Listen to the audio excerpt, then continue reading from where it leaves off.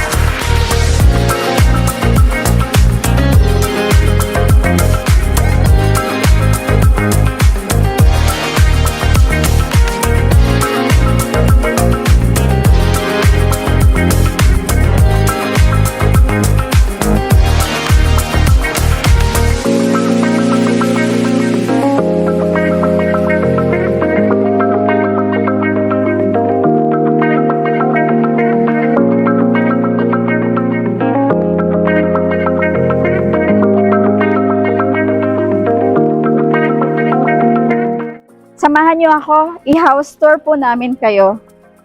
Itong bahay na to ay merong 5 bedrooms, 5 toilet and bath, and yes, may swimming pool.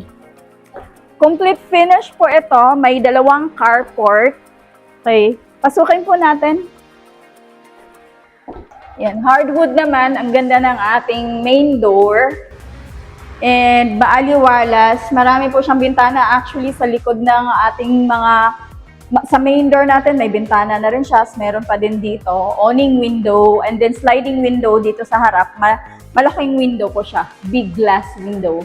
And ito po, kasama na to mga chandeliers, mga ilaw, mga pin lights natin, kasama na rin. This will be your living area. And dyan po sa gilid, ilalagay ang ating TV. Now, if you're wondering bakit parang ang baba ng chandelier dito sa living area, kasi naka-provision niya na nandito yung sofa nyo, nakapaikot ng ganyan, and then here naman is the center table. So, hindi siya talaga daanan. No? Hindi ako nauuntog. Pero ang may-ari nito matangkad po. Kaya kung talagang pangdaanan siya, hindi niya ilalagay ng ganyan. Though, meron naman siyang na pwede mo siyang i-adjust na ganyan. Diba? Iangat mo pa siya. Pero this one talaga is designed para sa center table. So, hindi siya nadadaanan. Dito naman po sa ating dining area, magtataka din kayo bakit mababa din. Actually, sa ibang bansa, ganyan din sila mababa. Kasi naman din dito, hindi rin siya dadaanan na ganon. Nandito yung ating table.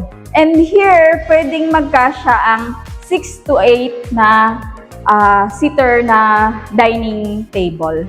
So, dyan siya sa gitna. And then, dito yung mga food nyo. Ganyan. Makikita nyo po, meron na rin siyang split type aircon. Kasama na po yan sa turnover. And this one po, dito po yung dining natin. Yan, kasama na din po yan. Meron na siyang pailaw dyan. And meron po tayong counter kitchen. And may nakasama na rin po ditong stove. Electric stove to. So, kasama na rin po siya.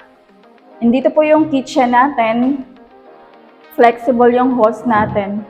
And may mga cabinets na rin po. Dito naman, sa kabilang area natin, sa ating right side, nandito po yung bedroom dito sa ground floor. Pwede itong gamitin for senior room na para hindi na sila aakyat sa taas, and pwede din po itong guest room. Dito po, mayroon na tayong sliding door access natin going to the swimming pool. And lahat po ng ano natin, yung doors natin ay meron na rin pong itong, yan, pang trap ng mga langaw, lamok. Ayan, windows, screen pala. Door screen. Ayun. So, dito din po, meron na tayong split type na aircon. Kasama na po din yan sa turnover. Also, ang ganda ng ating door dito. Dito po, dito yung maid's room. And meron na rin siyang sariling toilet and bath dyan. Pag may naka-close lang, pero pag magsiswimming ka, kasi may access din siya sa swimming pool, pwede na rin ditong maligo bago pumasok sa main house natin. Ito pala ang ating powder room. Yan, gandang-ganda ako dito. Ayun. Industrial type lang yung ibang sides, pero dito naman is malinis na siya. Floor to ceiling naman yung tiles. We have telephone shower, and yung toilet dito, yung ano siya, automatic something, ganyan. Yung parang sa Japan, na pipindot ka lang, may magwo-wash na sa ano, yung bidet, ganyan. And then, going upstairs naman po, yung stairs natin ay made of solid wood, aluminum tong, ano niya, yung handrails, and then glass and aluminum, and then solid wood. And yes, meron na tayong chandelier dyan. And then fixed windows na parang French type window. Para may style naman siya. Pagka akyat mo, may landing siya. Pwede siyang family entertainment, or pwede siyang lagyan mo ng sofa, something. And then meron ng awning window dito for natural light din. And ventilation para mahangin. Meron na to. Kasama na din to. Pwedeng temporary, o pwede yung palitan kung light nyo, pero kasama na tong blinds nito. And then, dito ang dalawang rooms. Each room dito sa taas, we have 3 bedrooms pala dito sa taas, and each room has its own toilet and bath. Okay, dito po ang unang room natin. Napaka-lawak ng ating window, napakalaki ng window, and then meron na rin tayong split type dito. Split type aircon. And ang ganda na rin ng toilet natin. Complete fixtures. Tignan nyo. Ayan. And dito, kung sa baba, yung pinakita ko is telephone shower. Dito, complete na siya. Meron na rin siyang rain shower. Yun siya. And the next room, yung pangalawang room natin dito sa taas. Yan, may sarili din pong toilet and bath. And same with the first room, complete fixtures din po. And floor to ceiling din yung tiles niya. Ang linis. Madali lang din siyang linisin. Tapos, high ceiling siya. Yun. Ganda ng ano na to. Toilet and bath nito. High ceiling din. Pati din tong room, actually, high ceiling din siya. Yun. Kasi yung may-ari nito mga matatangkad. Kaya, mga matataas yung ceiling ng kanilang mga rooms. Okay, excited na ba kayo? Let's go to the master's bedroom.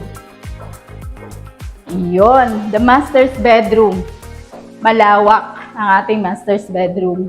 And may sarili na rin siyang split type aircon, naka-install na rin. So, hindi ka na bibili. Kasama na po yan sa turnover. Dito din po naka-install ang ating ng CCTV. So, this house has CCTV na rin. And yan, pwedeng dito ilagay entertainment, pwede ilagay yung TV nyo dyan. And dito sa aking right, ay my walk-in closet. Ayan. So yan, super cute. And maganda ha, maganda yung ayan, walk-in closet. And then, nandito din po ang ating toilet and bath. Complete din po.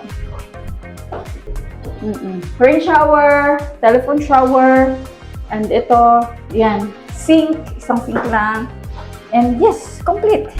And then, ganda ng niya, ganda rin ng kanyang pinto.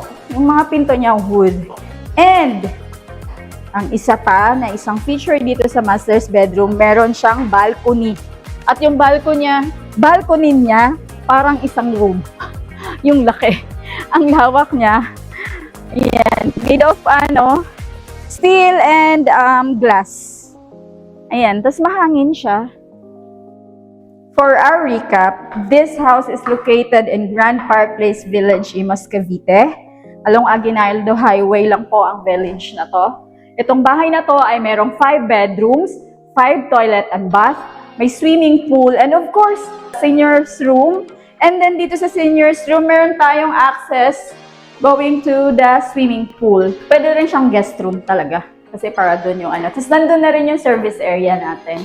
Okay, this house has 150 square meters lot area and 205 square meters developed area that excludes the swimming pool. And yan, complete na siya. Lahat ng rooms as well as the living area, meron na siyang kasamang split type na aircon. And yung mga pin lights and lights, mga chandelier kasama na rin po siya. Also has 2 carport. Yung mga dalawang SUV kasya po. And of course, you have mini garden. Ayun. If you're interested, please don't forget to share, like, and subscribe our YouTube channel so that you will be updated whenever we upload new videos. And please contact us for scheduling of viewing. See you. Thank you.